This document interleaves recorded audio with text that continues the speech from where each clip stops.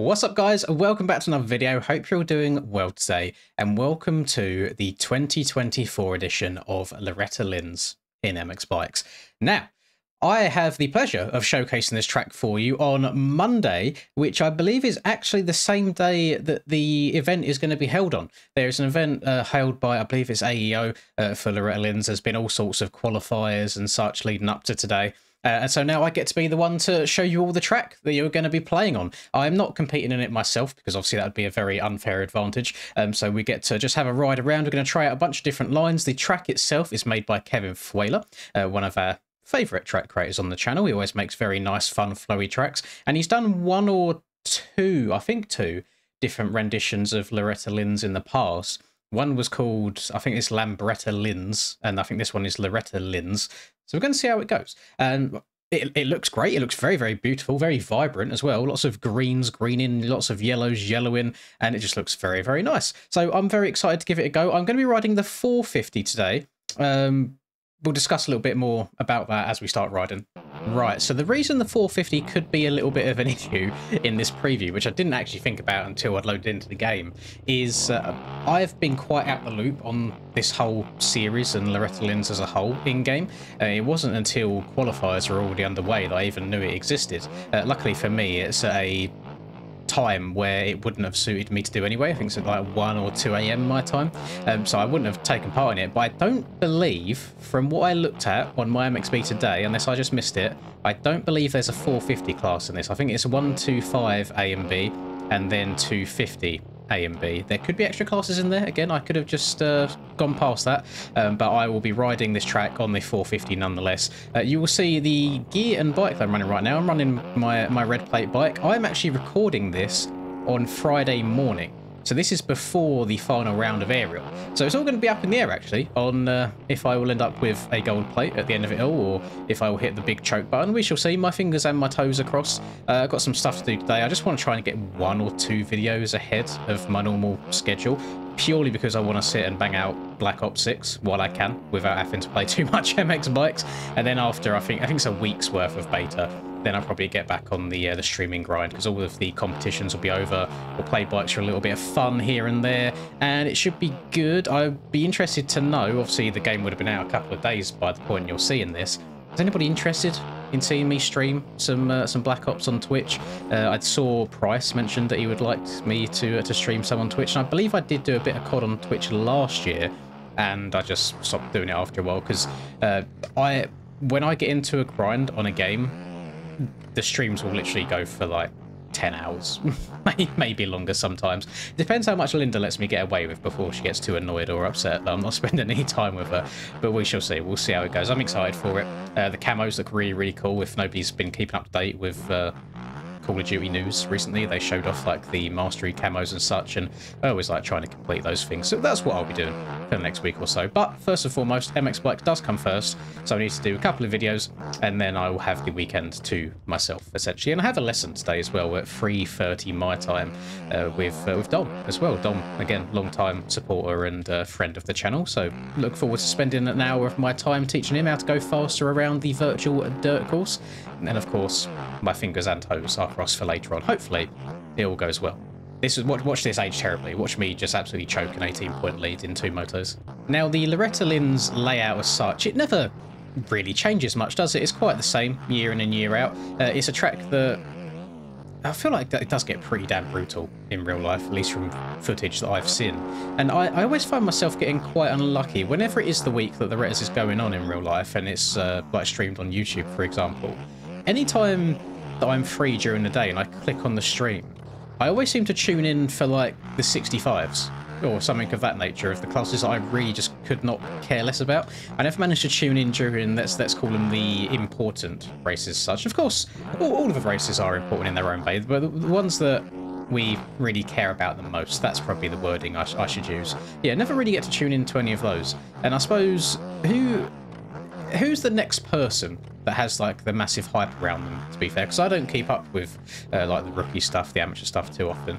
So I know obviously Deegan's had his time. He's been and gone through the Loretta system. Who's the new main guy or gal You know, they do have, I believe they have women's classes there, don't they?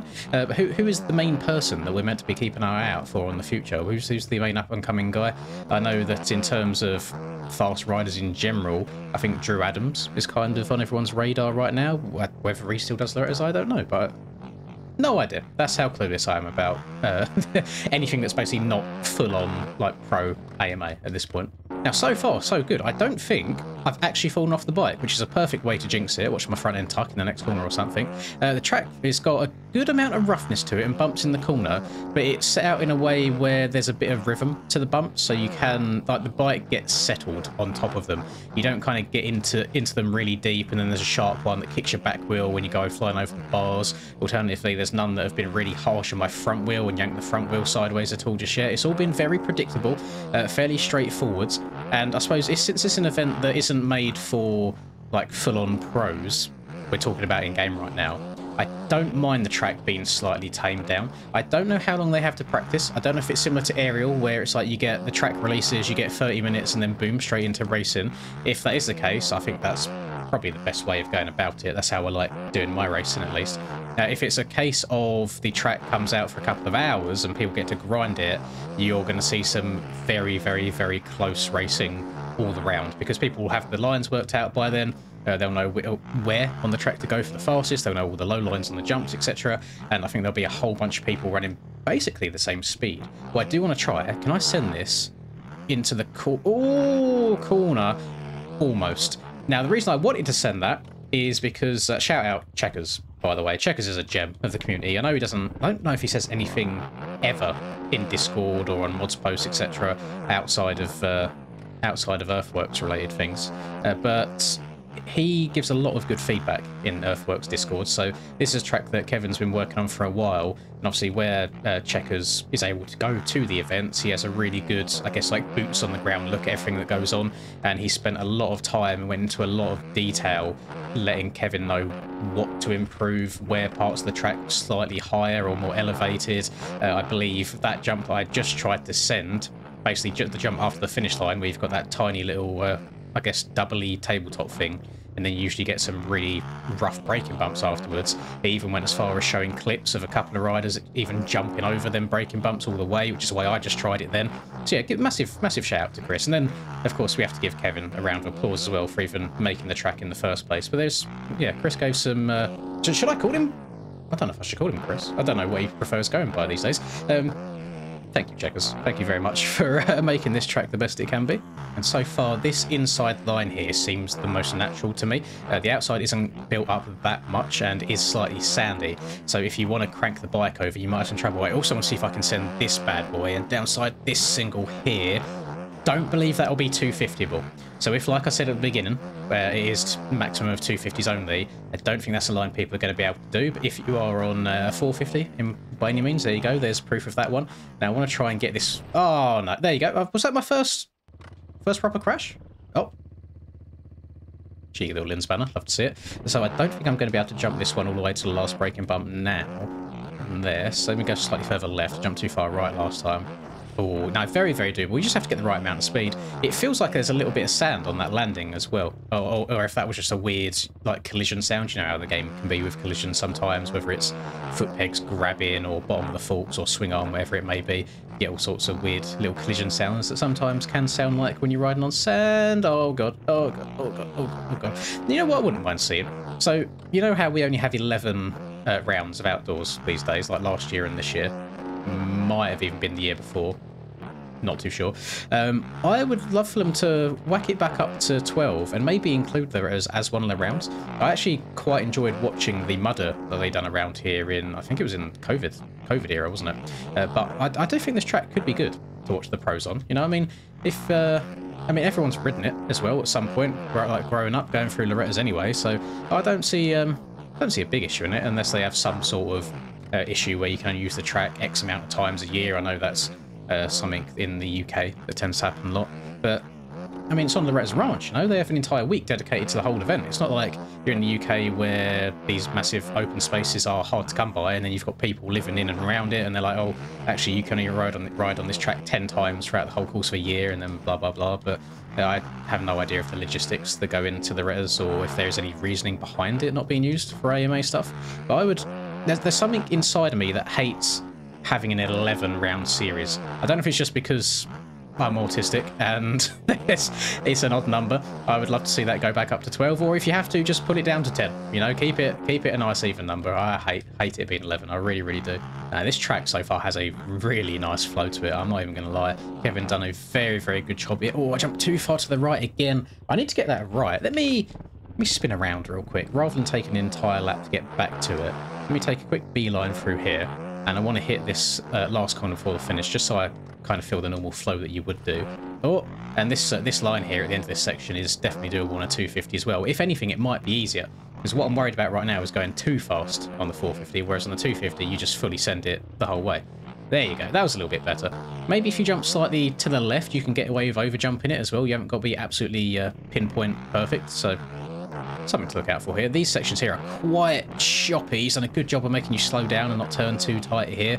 I know on tracks in the past, these bits have been pretty damn wide open, just flat tracking everywhere. One of my favourite, I'd say, let's say video game memories that I've had is going way back to, I want to say maybe like 2016, something like that.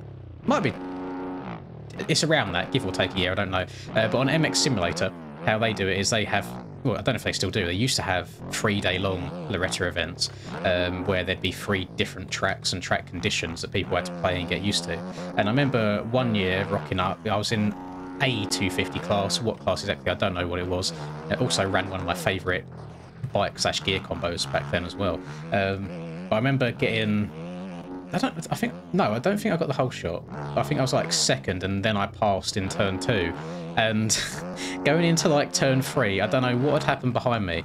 I think I must have had about a 10 bike length gap between myself and second place, just in the space of the first 3 corners. And I remember that was back when Hinners was a part of SYS videos and streams and stuff. And he was just like, he's absolutely left everybody. Holy crap! And that was just one of my highlights for me, because back then, you know, being a little fanboy, not making YouTube videos of my own, it's nice when commentators talk about you. No, it really, really is. So that was one of my highlights of my, let's just call it motocross gaming career, because, I mean, we go all the way back. I think my prime days was like the original Call of Duty Modern Warfare 2s and 3s, for example. So yeah, we're not going to go quite that far back. And then I suppose I haven't said anything about the 10 Commandments yet. So as we come into here, I've been going outside a lot just because it feels the most natural. So I guess like a double, triple, double. That's what feels good to me. Now, obviously, you guys racing this, you can try and take the inside before if you want to and experiment with it a little bit. You might still be able to do that exact same line from the inside and save yourself a little bit of time by cutting the track a bit shorter. But just where you have so much speed coming down that straight with the chop going into the corner, it feels a lot more consistent to me, going just to the outside. So yeah, you don't take my word for it. Do a little bit of experimenting as well. But overall, no, the track flows really, really nicely, and I don't think it's overly one-lined by any means. There's bits like this with little inside roller where, of course, going inside will make the track shorter for you, but then you're sacrificing that time in the air compared to just getting the wheels on the ground and having that forwards momentum for riding around the outside. That right has got to be the best one on the track. Really, really good fun over that. And then there's lots of viable options in each corner, which is just really, really good to see. So I know for a fact Kevin has spent a lot of time and a lot of effort trial and error in testing this whole track out, and I think he's got it to a really good point. So this is going to be a shop track. I don't know if the qualifiers were also on paid tracks. I would hope so, otherwise you're going to have a bunch of people qualified that maybe don't like paying for tracks. I don't know how much it's going to be, but it's going to be on the shop regardless. So yeah, have a look forward to that on Monday. The exact time of release, again, I'm not too sure. If I had to guess, maybe like an hour before the actual racing. So if you're from the UK, which I know not that many of you are, maybe like midnight-ish. If you are from the US, maybe like 6 p.m, anywhere between like 4 and 8 p.m. I know you've got a whole bunch of time zones going on over there. So yeah, keep an eye out for it. And W all around, really good track. And I think if I had to like weigh up all of the different Lorettas we've had over the years, this one's probably the most enjoyable one I think that we've had so far. Just something about the flow. It just flows really, really nicely. Not too difficult, not too easy either. You still have to think about what you're doing as I'm about to crash again. Typical Linda. So if you enjoyed this video, please do drop a like and subscribe to the channel if you're new. I'd very much appreciate it. And have a lovely rest of the day, whatever you're up to. I will catch all of you in the next video. Peace. Lynds in the zone, never backing down. Riding MX bikes, he's the talk of the town. 2022 champ with a YouTube crown. His game is tight, no signs of slowing down. Late nights, bright lights, he's chasing that fame in the digital arena. Writing his name, she's a 10 out of 10. Supporting his lane, hairline might receive, but his passion's the same.